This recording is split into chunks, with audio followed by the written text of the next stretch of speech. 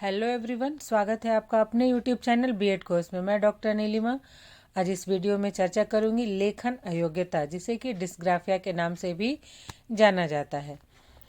और अगर आप बीएड के सिलेबस या उसके पेपर्स को हिंदी में समझना चाहते हैं या बीएड के टॉपिक्स के नोट्स चाहते हैं तो आप डिस्क्रिप्शन बॉक्स में लिंक दिया हुआ है, वहाँ जाकर देख सकते हैं।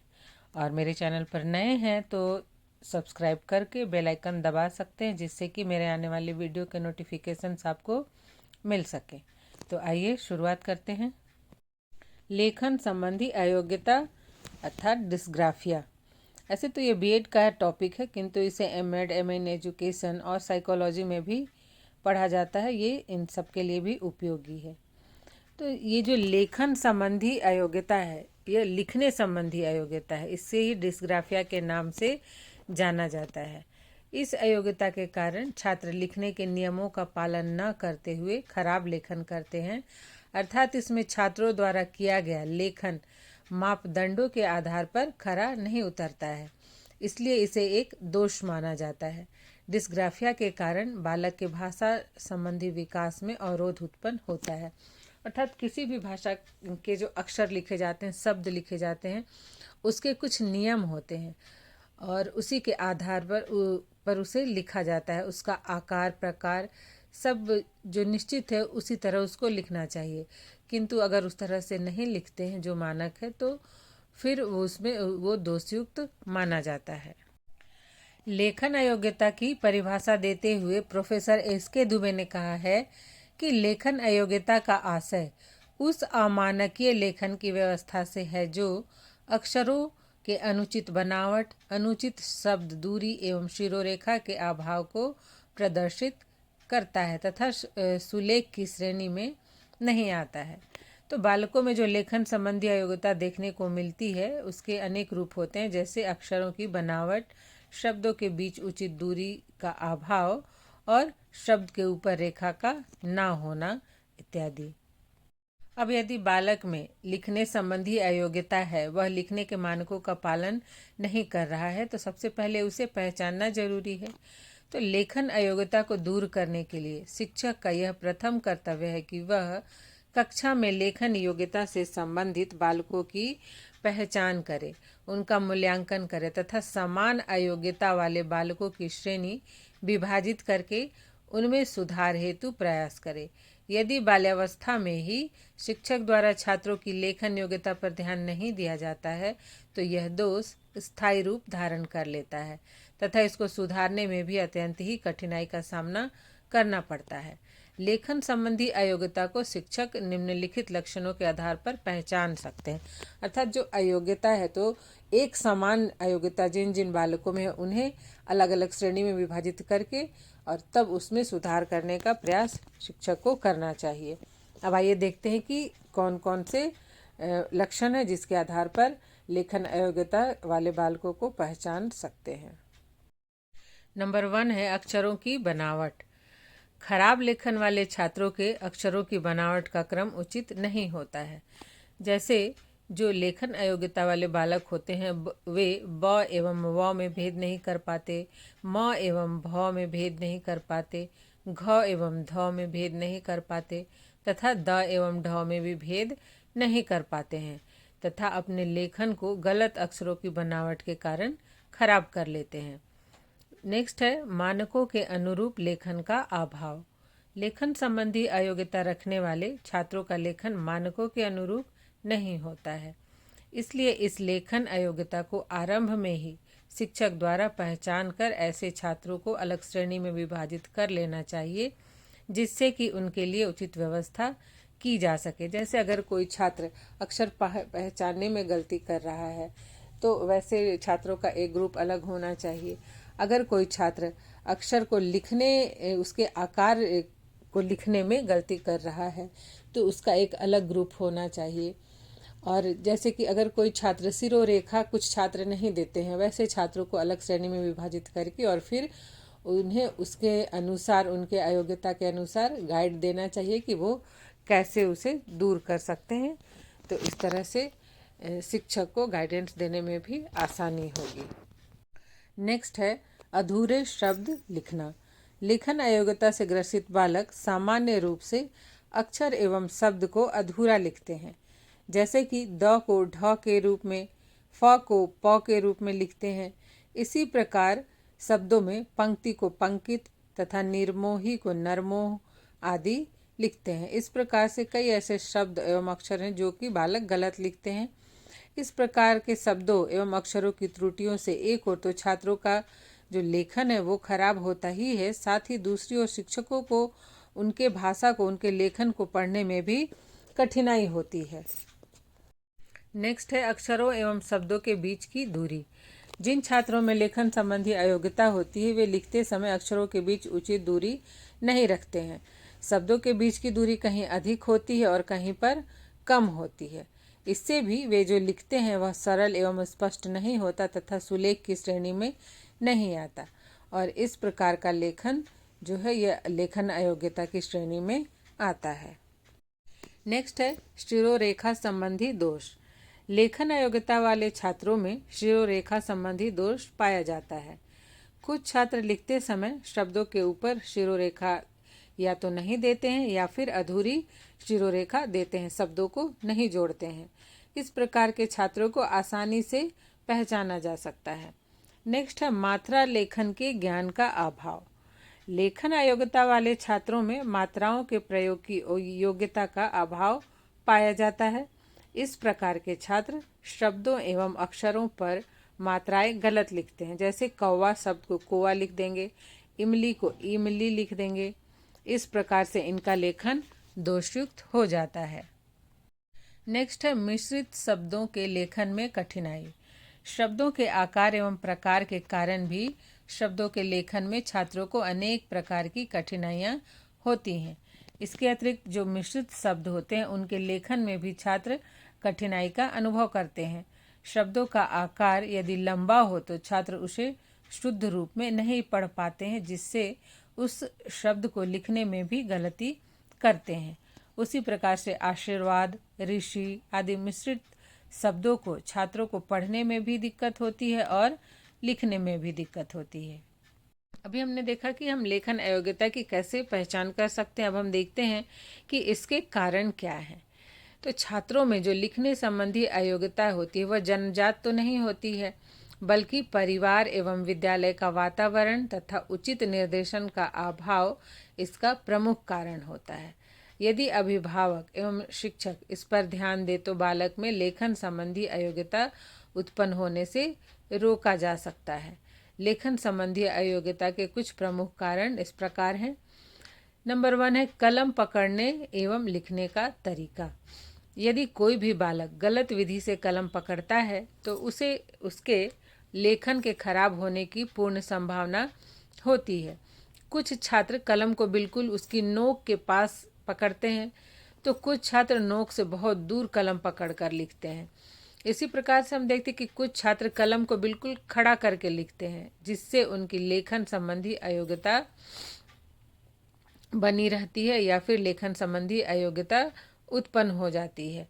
तो बच्चों को बचपन से ही कलम पकड़ने का सही तरीका बताया जाना चाहिए कि किस तरह से अंगूठा और तर्जनी और बीच की उंगली की सहायता से कलम पकड़ा जाता है, लिखते समय पेन की स्थिति क्या होनी चाहिए, ये इन सब की जानकारी बचपन से ही बालकों को देनी चाहिए। नेक्स्ट है मेज पर सिर रखकर लिखना। सामान्य रूप से विद्यालयों में कुछ विद्यार्थी लिखते समय अपने सिर को मेज पर रखकर और उत्तर पुस्तिका को उसके समानांतर रखकर लिखते हैं। इस प्रकार से लिखने पर उनका लेखन दोषयुक्त हो जाता है। वहीं कुछ छात्र ऐसे होते हैं जो बिल्कुल ही एकदम सिर झुकाकर कॉपी के पास में रख लेते हैं और तब लिखते हैं। तो इस तरह से लिखने का यदि तरीका रहता है तो भी बालक में लेखन अयोग्यता उत्पन्न हो जाती है। नेक्स्ट है विराम चिन्हों के ज्ञान का अभाव। लेखन में विराम चिन्हों का महत्वपूर्ण स्थान होता है और छात्रों को इन विराम चिन्हों का ज्ञान ना होना उनके लेखन में दोष उत्पन्न करता है। छात्र विराम चिन्ह के अभाव में कहीं तो आरंभ में ही चिन्ह लगा देते हैं और कहीं शब्द के अंत में भी चिन्ह लगा देते हैं, कहीं बीच में भी चिन्ह लगा देते हैं, जिससे पढ़ने में असुविधा उत्पन्न होती है। इसलिए बालक को विराम चिन्हों का ज्ञान देना अत्यंत ही आवश्यक है कि कहाँ कॉमा देना है, कहाँ पूर्ण विराम है, कहाँ अल्प विराम है, इन सब की यदि जानकारी होगी तो उनमें लेखन संबंधी दोष उत्पन्न होने की संभावना अत्यंत ही कम हो जाएगी या फिर नहीं होगी। नेक्स्ट है दृष्टि दोष। कुछ छात्र दृष्टि दोष से भी ग्रस्त होते हैं। वे अक्षरों को बनाने के क्रम में शिरोरेखा को सीधी करने में असमर्थ होते हैं। इन छात्रों को यह अनुभव होता है कि उनके द्वारा की जाने वाली लेखन क्रिया उचित रूप में संपन्न हो रही है, परंतु वास्तविक रूप में यह दोषपूर्ण ढंग से संपन्न होती है। इसी प्रकार से दृष्टि दोष से ग्रसित बालक को श्यामपट्ट कार्य स्पष्ट रूप से नहीं दिखाई देने के कारण भी वे गलत लिखते हैं। और ये दृष्टि दोष का पता ना तो बच्चे को होता है, ना उसके अभिभावक और ना ही उसके टीचर को, इसलिए इस दिशा में कोई प्रयास नहीं कर पाते और बच्चे की लेखन संबंधी अयोग्यता विकसित होती रहती है। नेक्स्ट है मूल्यांकन का अभाव। यदि शिक्षक छात्रों का लेखन का उचित मूल्यांकन नहीं करते हैं, उनको सुलेख संबंधी निर्देशन प्रदान नहीं करते हैं, तब छात्र का लेखन कार्य अच्छा नहीं हो सकता। उन्हें खराब लेखन की आदत पड़ जाती है, जिसे कि बाद में दूर करना कठिन हो जाता है। अर्थात छात्र को जो भी लिखने के लिए दिया जाता है, चाहे वो कक्षा कार्य हो या फिर उनका होमवर्क हो या सुलेख हो या श्रुति लेख हो, तो अगर शिक्षक उसका मूल्यांकन नहीं करेंगे तो छात्र को कैसे पता चलेगा कि वो कहाँ गलती कर रहे हैं, और अगर पता नहीं चलेगा तो उसमें वो सुधार नहीं कर पाएंगे। तो लेखन अयोग्यता का एक कारण यह भी है कि मूल्यांकन का अभाव है, उनके लेखन का मूल्यांकन ही नहीं किया जाता है। नेक्स्ट है वक्र लेखन अर्थात कर्सिव राइटिंग। तो इंग्लिश में विद्यालय के छात्रों को वक्र लेखन कर्सिव राइटिंग सिखाया जाता है, और इसके अभ्यास के कारण छात्र हिंदी भाषा में भी कर्सिव लेखन प्रारंभ कर देते हैं, जिससे कि जो हिंदी का लेखन है वह दोषयुक्त हो जाता है। जहां अंग्रेजी भाषा में कर्सिव राइटिंग उचित माना जाता है, वहीं हिंदी भाषा में वह दोषपूर्ण माना जाता है। नेक्स्ट है तीव्र गति से लिखना। लेखन संबंधी दोष का एक कारण है तीव्र गति से लिखना। जैसे कि अध्यापक जब श्रुति लेख लिखवाते हैं तो जल्दी जल्दी लिखने के क्रम में छात्र कुछ शब्द को अधूरा लिखते हैं, वहीं कुछ शब्दों में सिरोरेखा देना भी भूल जाते हैं, कुछ शब्दों को छोड़ देते हैं। इससे अक्षरों की बनावट में विकृति हो जाती है। नेक्स्ट जो कारण है वह है ध्यान का अभाव। गलत लिखने या लेखन संबंधी दोष उत्पन्न होने के और भी कई कारण हैं, जैसे कि अपने साथियों से बात करते करते लिखना या टेलीविज़न देखते देखते लिखना, या फिर कुछ छात्रों को ऐसी आदत होती है कि वे गाना सुनते सुनते लिखते हैं। तो इन सब कारणों से छात्र एकाग्रचित होकर लेखन कार्य नहीं कर पाते, जिससे कि उनके लेखन में दोष हो जाता है या फिर लेखन अयोग्यता उत्पन्न हो जाती है। नेक्स्ट है आँख हाथ में समन्वय का अभाव। छोटे बालक के आँखों एवं हाथों के बीच समन्वय का अभाव होता है, जिसके कारण वे शब्दों के बीच उचित दूरी नहीं रख पाते हैं तथा सिरोरेखा संबंधी त्रुटियां भी करते रहते हैं। अक्सर देखा जाता है कि 6-7 साल के उम्र तक के जो बच्चे होते हैं उनके आँखों एवं हाथों में समन्वय का अभाव होता है और वो इस प्रकार की गलतियां करते हैं। उनके लेखन में कई गलतियां होती रहती हैं। अब हम देखते हैं कि डिस्ग्राफिया को कैसे ठीक कर सकते हैं, इसका उपचार क्या है। नंबर 1 है उचित ढंग से कलम पकड़ने की आदत का विकास। लेखन योग्यता संबंधी दोष को दूर करने के लिए शिक्षकों द्वारा छात्रों को कलम पकड़ने के सही तरीके का ज्ञान कराना चाहिए। कलम को ना तो उसकी नोक के पास पकड़ना चाहिए और ना ही उसकी नोक से बहुत ही अधिक दूर पकड़ना चाहिए। कलम को बिल्कुल खड़ा करके भी नहीं लिखना चाहिए। इत्यादि ज्ञान शिक्षक द्वारा छात्रों को अवश्य ही देनी चाहिए। और जब छात्र कक्षा में लेखन कार्य कर रहे हों तो उसका निरीक्षण भी करना चाहिए कि किन किन छात्रों ने कैसे कलम को पकड़ा है, वो कैसे लिख रहे हैं। नेक्स्ट है छात्रों को शब्दों के आकार एवं लिखने तथा विराम चिन्हों का ज्ञान। छात्रों को अक्षरों के आकार, उनके लिखने के तरीके एवं विराम चिन्हों का भी स्पष्ट ज्ञान कराना चाहिए, जिससे वे यह समझ सके कि कब उन्हें अर्ध विराम के चिन्ह देने हैं, कब पूर्ण विराम के चिन्ह देने हैं, कब कॉमा देना है इत्यादि स्पष्ट रूप से बताना चाहिए, जिससे वे लिखते समय सही जगह पे इन विराम चिन्हों का उपयोग कर सकें। नेक्स्ट है मूल्यांकन एवं उचित दिशा निर्देश। छात्रों को दिए गए कक्षा कार्य, गृह कार्य, सुलेख, श्रुतिलेख इत्यादि कार्यों का मूल्यांकन शिक्षक के द्वारा अवश्य किया जाना चाहिए और जहाँ भी उन्हें लेखन दोष या अशुद्धता दिखाई देती है तो उसके संबंध में उन्हें मार्गदर्शन देना चाहिए, उचित पृष्ठ पोषण भी देना चाहिए। अर्थात जो भी कक्षा कार्य, गृह कार्य हो या श्रुति लेख लिखने के लिए अगर देते हैं टीचर तो उसे अवश्य देखें, केवल लिखवाकर नहीं छोड़ना चाहिए। नेक्स्ट है सुलेख एवं श्रुति लेख। तो छात्रों के लेखन को शुद्ध एवं सुंदर स्पष्ट बनाने के लिए सुलेख एवं श्रुति लेख बहुत ही अच्छा माध्यम या तरीका होता है। उन्हें सुलेख लिखने को देना चाहिए, साथ ही साथ कक्षा में श्रुति लेख भी लिखवाना चाहिए। इस तरह लिखने के अभ्यास से धीरे धीरे उनके लेखन में जो भी दोष होगा उसमें सुधार आता जाएगा।